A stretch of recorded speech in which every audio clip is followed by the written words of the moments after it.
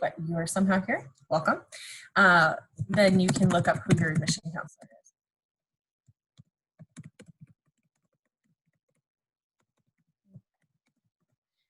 Put that link in the chat. So as we go through, I'm going to encourage you to direct your questions to the Q&A. We have a chat monitor with us today who will be assisting with the chat and then helping me answer the questions. I'm going to be going through the presentation, and then as anything is sparked, feel free to drop them in the chat and then we can address them right afterwards. But just in the interest of time, I'm going to get started so that we can get to those questions. All right. So this is about breaking down a college admissions process. We have a huge college going culture here in California.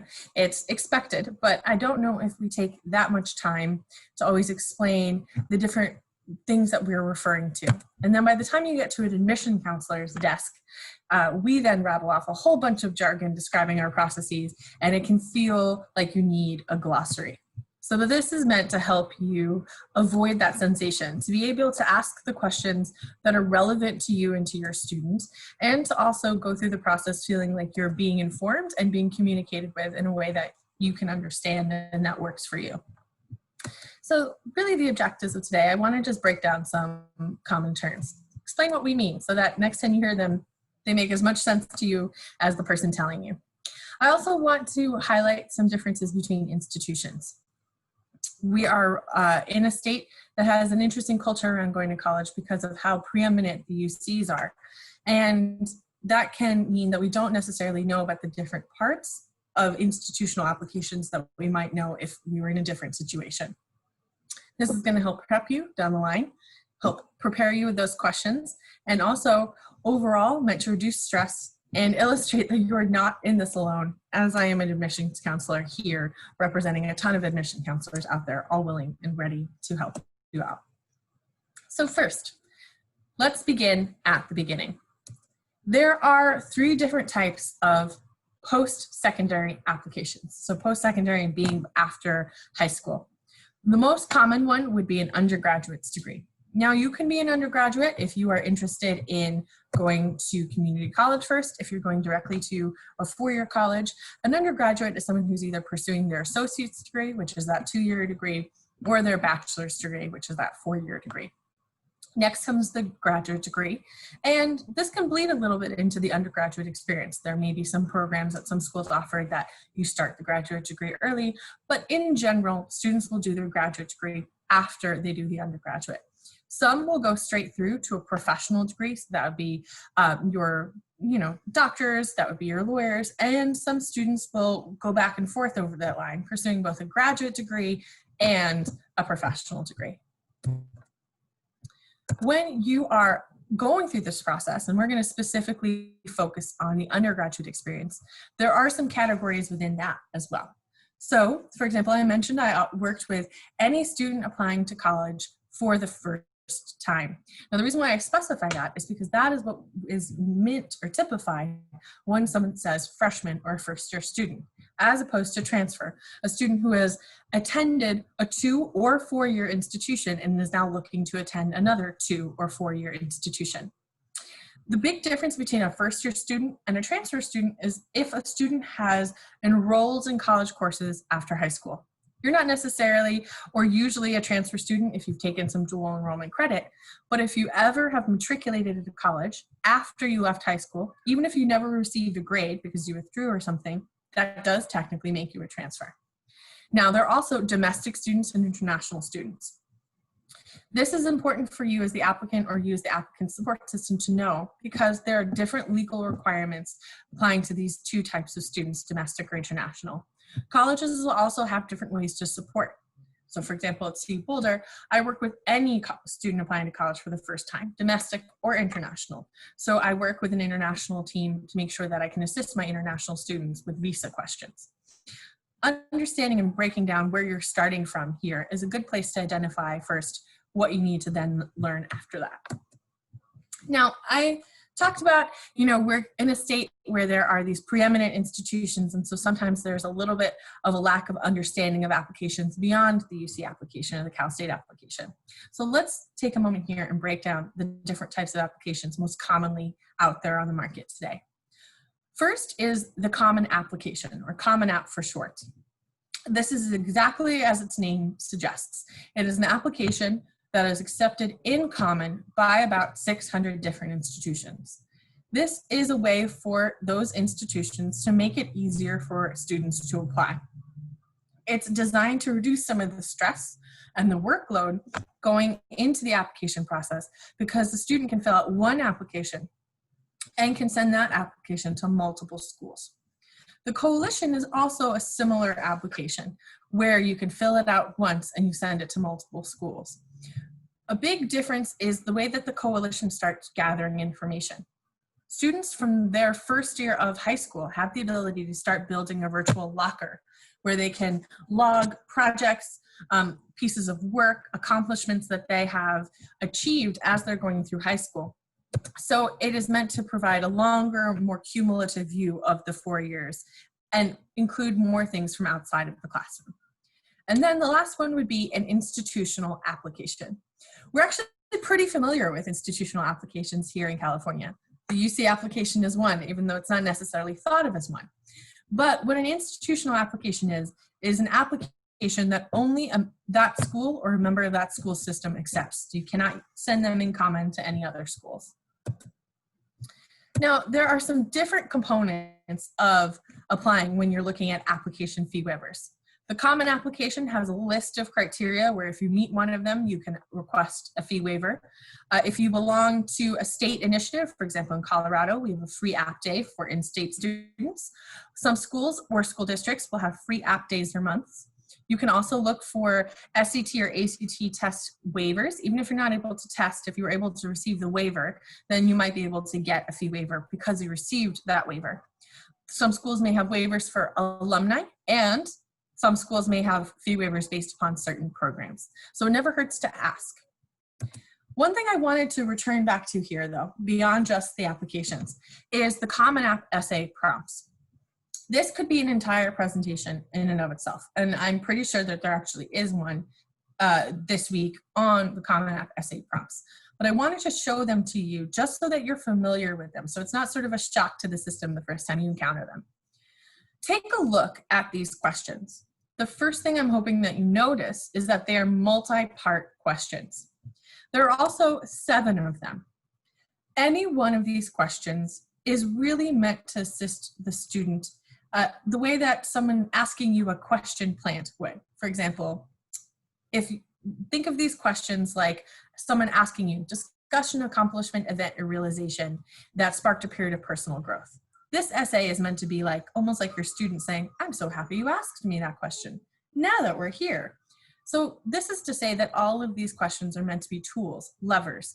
The student should not necessarily conform themselves to one of these essays topics in that they have to only write one and they can't look at any of the other 6. The student should look at all 7 and figure out which one works best for them. The essay is not meant to be a piece of writing similar to an English essay. This is not a cover letter. This is not where you explain why you want a certain major. This is meant to be 650 words of giving us some insight into your personality and character. Beyond the essay, and I do encourage you to reach out to me with questions about that if you have any, we then move into types of admission. So there's direct admission and there's standard admission. Direct admission means that you were applying for and are considered for, when you're being reviewed, a specific program. So you're not applying to the University of Tustin, you're applying to the University of Tustin's specific aerospace engineering program, for example. That would be direct entry. Standard admission would be applying to the university as a whole. Whether or not you choose a major, whether or not you have a major emphasis, you're being admitted to the school, not necessarily to the program. There's also the time of when you should apply. So some questions that we get here really revolve around early action and early decision. Let's begin with early decision. This is something you can only decide to do once. It is applying to one school and telling that one school that if they admit you, you will accept their offer of admission regardless of any other factors, regardless of where else you get in, regardless of the financial aid award, regardless of if you change your mind. By applying early decision, you have determined that that is the one place that you will go if they say yes. This is something that you want to do very judiciously. You may not be, if the financial aid award is at all of concern to you, if keeping your options open is of all concern to you, I really don't recommend you consider applying early decision. It's also not something that you can do more than once. Your individual high schools will be sending out the materials, and high schools will see if you're applying to more than one school early decision, and that's not something that's really permitted. Early action is the alternative to early decision. You can apply early, you can show increased interest, you can get an earlier answer, but you don't have to attend if you're admitted. So early action only means early answer. Early decision means this is my dream school and I want to go here no matter what. Regular decision is for students to apply by the final deadline, not indicating necessarily increased interest, but obviously interested enough to definitely apply. And then rolling decision means that applications are reviewed periodically and consistently. So when someone applies, that application will be immediately read and a decision will be returned usually within 3 or 4 weeks or so. So no matter what time of the year you apply, you'll find out soon after that that you may be able to start in the next semester or not. Now, some questions around this for your admissions counselor. Is there any benefit to applying by a certain deadline? For example, C Boulder is a public school. We do encourage out-of-state applicants to apply by the early action deadline because we might have less spaces available for regular decision applications from out of state. So that's one thing to ask. There may be a benefit, there may not be. Is it best to apply directly to the program I'm interested in, even if I may not be directly admitted to that program? That's also a question that's very dependent. The answer is very dependent on the institution. They may automatically review you for an alternative admission pathway if you can't be directly admitted, or it might mean an automatic deny. So that question really helps you understand what sort of risks or path you're assuming when you apply directly. And then always ask what constitutes the deadline. For example, at CU Boulder, we have a received by deadline. So that means that not only do all of the materials we need to be sent to us by our deadline, but they actually have to be sent to us earlier than that because they need to be in our office by then. Each school will have a different deadline and you don't want to miss it just because you thought they were a submitted by deadline and it turns out they're a received by deadline. So what may be required and why? This is a pretty comprehensive academic or application checklist. It's asking for a type of application. This is also for a school that requires a supplemental essay as well. So this is a school that accepts the common application, and as a way to differentiate that application, they also ask for an additional essay. They have an application fee, which is why I mentioned fee waivers. They want to see high school documented work. They'd like to see college documented work if it is available. Test scores, obviously optional here, a letter of recommendation, and a resume. These are really commonly asked for when students apply. Every school has their own combination. Maybe the school needs 3 letters of recommendation. Maybe they won't take resumes. But in general, it is pretty fair to assume that you're going to be preparing all of these types of materials at some point while applying. Now, I also wanted to take a moment here to break down what holistic review means. So the alternative to holistic review is formula review. Formula review is give me your test scores, give me your grades, and I will tell you if you're in or you're out. The difference would be holistic review. I need to look at every single part of the application. No single part of the application is a determining factor in and of itself, and everything can carry weight depending on what I see on the page. Neither are good nor bad. They're all just dependent. It's really about figuring out which system works better for you as the applicant or the parent of the applicant. You know, how to support the applicant. Since a formula review is pretty straightforward, grades, test scores, in or out, based upon a metric, I'm going to take some time here to explain holistic review. Holistic review can seem a little confusing because you think, how do you make a decision? You either are in are out. Schools that review holistically are really prioritizing the idea of building a community on campus. They're not just taking students by metric, the top X GPAs, the top X test scores, and admitting them in or out. For them, what is valuable is not just strong academics, so that is usually the primary factor. What's also relevant is how that student performs. So that's why for applications like the Coalition, the Common Application, ones that ask for multiple essays, that's why we're not really asking you about, tell me why you want this major, or give me your autobiography. We're trying to understand what that person would do in their community, as if they are sort of the X variable that we are trying to define. So with a holistic review application, every single thing on this graph here, or on this chart here, may be considered. When it comes to essays and writing supplements, the Common Application and the Coalition are going to have one essay that they ask you to write, that every single one of the schools who you send that application to will see. Some schools that use institution-specific essays will always also ask for an essay as well. So they want to know something specifically from you about their school. And then other school processes may either ask for short answers or no essay at all. When you're here, some things you want to ask are, if it is optional, should I still submit?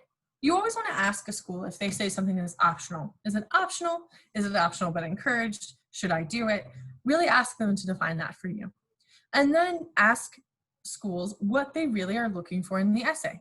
We're not going to give you a metric by which you follow and you write the perfect essay, but we're going to tell you what we're using the essay for. We're going to tell you what we're hoping to learn, and then you can figure out how best to tell us what we're hoping to learn.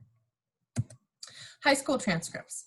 When it comes to transcripts, we're going to be looking not just at that cumulative GPA at the bottom, though that is important, but we're going to be looking at things over time.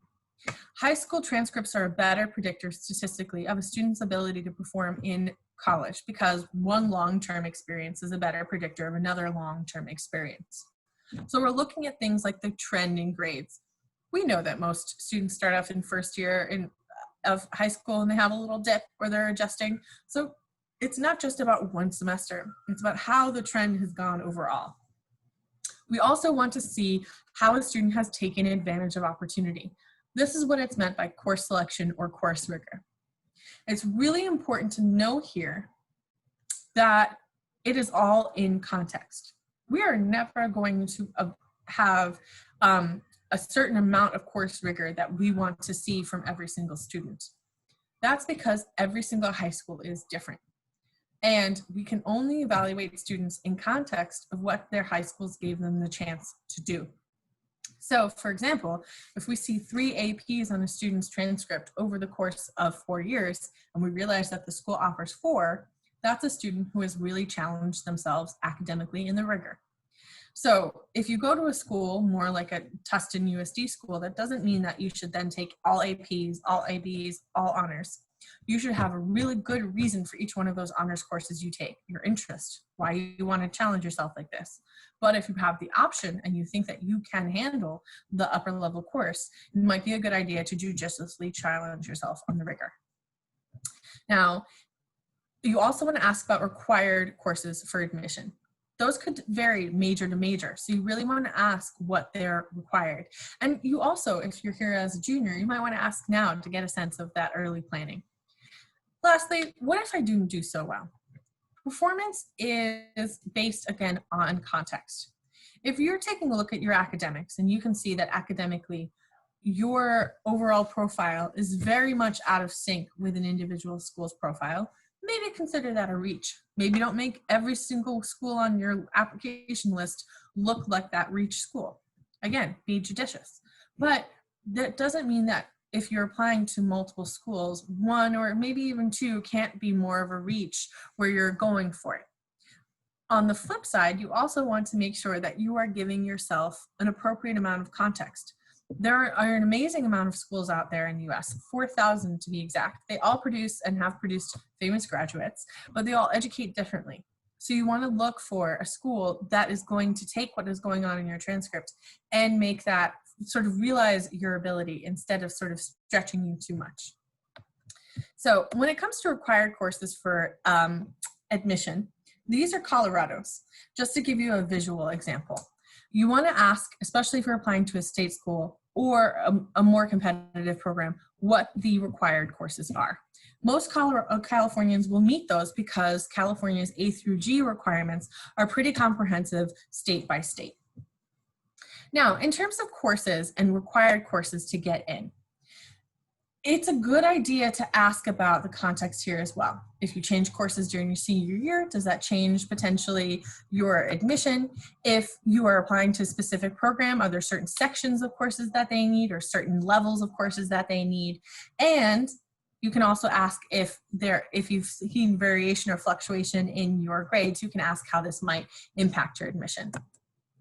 When it comes to college coursework, AP courses or dual enrollment courses, courses that could possibly transfer for credit, you want to ask how they're considered in the admissions process. You know, do you look at AP scores? Do you take these courses into account? How do I get credit for them if I am admitted? These are all things that you really want to clarify because there is no one process. So I also wanted to take a little bit of time here because we're talking about breaking down the application to go over testing.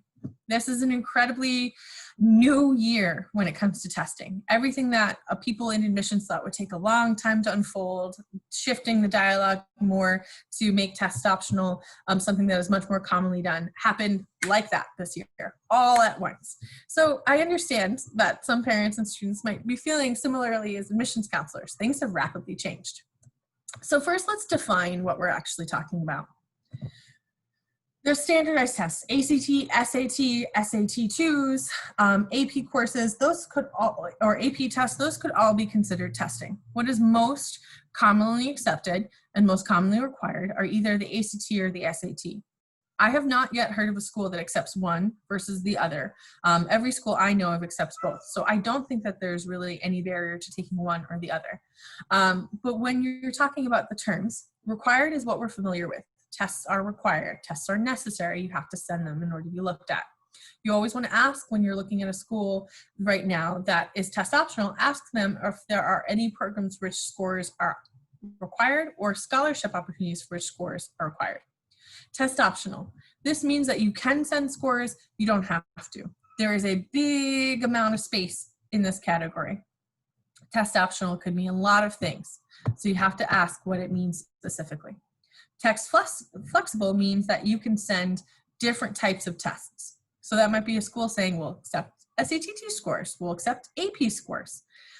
Test waived, meaning is that we're not going to require it of the student, even though we might, in general, on paper, required from a student. And the test blind means that regardless of whether or not you send them, scores are not going to be looked at, so there's no point in sending. So some questions around here. Am I required to send scores to get an admissions decision? Do specific programs or opportunities need scores? Define what it means to be test optional for yourself. What are you doing with scores and scholarships? And what are you going to do to help students if they want to apply, but they actually cannot get scores? Let's move on to letters of recommendation. Firstly, they're important because we are admitting you to a community. You're going to be living on campus with people, you're going to be sharing the classrooms with people, you're going to be sharing a residence hall with people.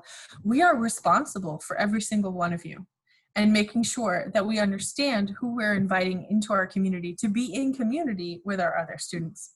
So these letters of recommendation are really important because they are one of the best ways we can see you in context of your community, your long-term impacts, how things have gone, and how you show up every day. You should identify who should write that letter for you. It doesn't necessarily need to be the professor in the course that is the same title as the major that you're applying to. You know, if you're going into bio and you want to be a doctor and your transcript is all straight A's in math and science and everything, I'm going to know you're good at math and science. I'm going to know.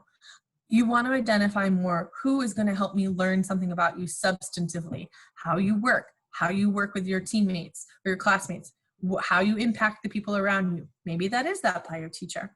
Maybe it's the teacher who was your English teacher in junior year where you had to work a little bit harder and you didn't do as well, but they can really talk more about you in context of your community. And then how many letters should you submit? Okay, I'm gonna issue a personal plea here as an application reader. Have a really good reason for sending more letters than are required. Usually, if you're sending more letters than are required, what happens is we're getting letters that duplicate saying the same great stuff. Student is wonderful. Student exhibits these characteristics. Same characteristics because it's the same person across all these instances. So you want to think really carefully. If you are going to send more letters of recommendation than are required, what will those additional letters do? Can they speak about you in a way that other people you already requested can't? Can they touch on something that isn't covered anywhere else?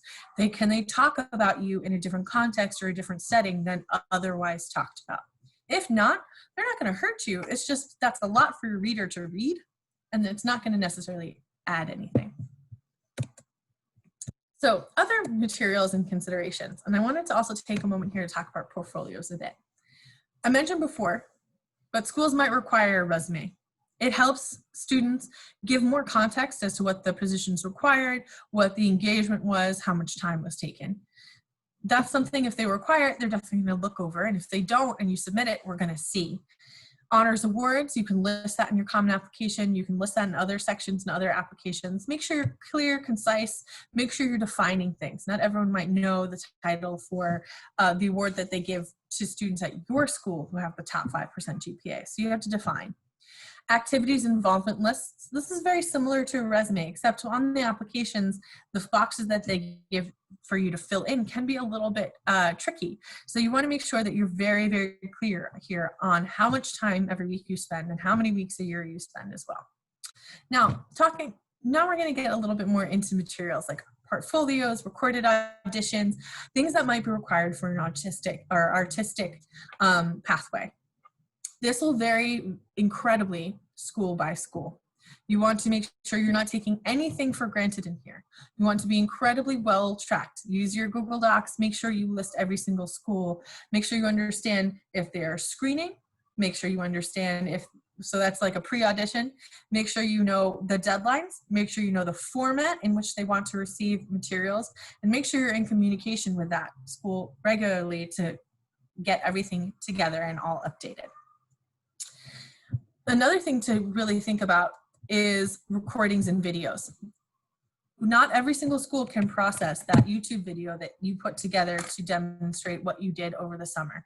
It might be incredible in terms of production values. It might be really useful in terms of understanding you. It might also not have an actual physical, or we're talking internet, but like location to go on our system. Ask before you send recordings and videos, especially if you're doing it for your audition. And then last, demonstrated interest. This is a big factor for some schools, and it's a totally null factor for others. What demonstrated interest is, it's you making the time to show a school that you're interested by coming to their presentations, by visiting, by reaching out to the counselor. Schools that use this as a factor will tell you right away. So make sure that you ask. Schools that use this as a factor could also be the types of schools that are offering optional but recommended interviews, things like that. So if you are looking at a school that requires demonstrated interest, make sure to ask. So some questions to ask around here. Are there any additional steps or materials? Is there anything you would recommend a student in my position to do? And these are questions for your admission counselor. How is demonstrated interest a factor in your process if you take it into account in your process? How do you prefer that we demonstrate interviews? And do you conduct interviews? And are they required? Okay, so some final thoughts. I know that this is a lot of terminology. I know this is a lot of jargon, but you are not in this process alone. I am on this presentation right now because your counselors reached out to an organization I'm part of that it has about 173 regionally based admissions counselors and said, we would like some help. All of those admission counselors would be willing to help. This is our literal jobs, is to be of assistance. So make sure that as you're going through this process, you reach out to the people who are waiting to be of assistance to you. You also want to make sure that this application reflects you as the applicant. There's a lot of pressure in order to win acceptance. if I put this together right and I say the right things and I show them what they want to see, I shall win acceptance. It's really not like that. This is much, much more of a matching process. You could be the most amazing applicant on paper and in person, and a very bad fit for the institution you applied for. Kind of like trying to put round pegs into square holes. And so that also has a factor. Make sure that you're sort of leaving it all on the page. Write that application that you would be proud to read 1 year back. Write that application that you feel is sort of your walking, talking avatar, and be proud of that. That will help you figure out which school is right for you. Don't wait until the last minute. It's really hard to put together a comprehensive application and to do all of the reflection and quiet thinking that this requires if you're doing it 4 hours before the deadline. Always ask. Make sure that you take ownership of this process. This is directly for students. Parents, if you are in the habit of assisting your students, that makes a lot of sense. They're your children. But especially in this process, this is a transitional moment for students, where how they handle this moment is going to help prepare them for skills that will make them successful in high school or college. It'll also help them actually learn more about our institutions and make better, more informed choices for themselves. So the student does have to lead this process. And then make sure that you know that everyone has a different journey, and don't worry about the progress that you are having on yours, because there's no point in comparing it to somebody else's. Okay, I'm gonna leave you with my contact information really quickly. And then I'm gonna go over to the chat and I'm gonna see if there is any information or any questions that came in while I was presenting. Let me close this. Okay. Let me see. So I received a question. What is a personal statement? So a personal statement is what the essay on the common application is called. If you are doing a common application, then there will be one section for the essay. The official term for that is personal statement. I just want to take a second to highlight that name. Personal statement means it's a statement of giving us some sort of insight into you, into your decision-making, into your character. You don't necessarily need to explain to us what you're going to do in the future or give us chronology of what you've done in the past. You are trying to get us to understand why you do what you do, because that will help us understand what you would do on our campus given the resources we have. We also received a question about dual enrollment. Is it impactful? Should I do it? So the answer to all of this, should I do AP, should I do IB, should I do honors, should I do dual enroll, is you want to challenge yourself as much as you can handle. But that handle is the big thing. If you're sleeping 4 hours a night, if you're anxious, if you are dreading going to class, you're doing the work, you're not handling it. You should be taking on academic challenges that make you excited. The original point of all of these courses was to give students an earlier opportunity to enjoy what they wanted to study at a higher level, kind of like what you'll get to do in college. So if the only reason you are taking an AP, IB, dual enrollment, or any other type of course is to apply to college and to stand out on the page, you should really rethink that. There should be reason for why you're taking that beyond, I want to get into college. You should identify what you can handle, what your stress load can handle, where you're really interested in, and then pursue those courses as fully as possible. Let's see if there are other questions. And then we also received a question about the personal statement. So the personal statement on the common application is about 650 words. It is 650 words.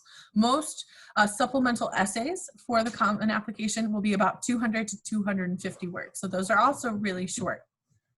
Personal statements and these essays are not very long. They're usually only about a page at most. Okay. It seems like we are not receiving any more credits.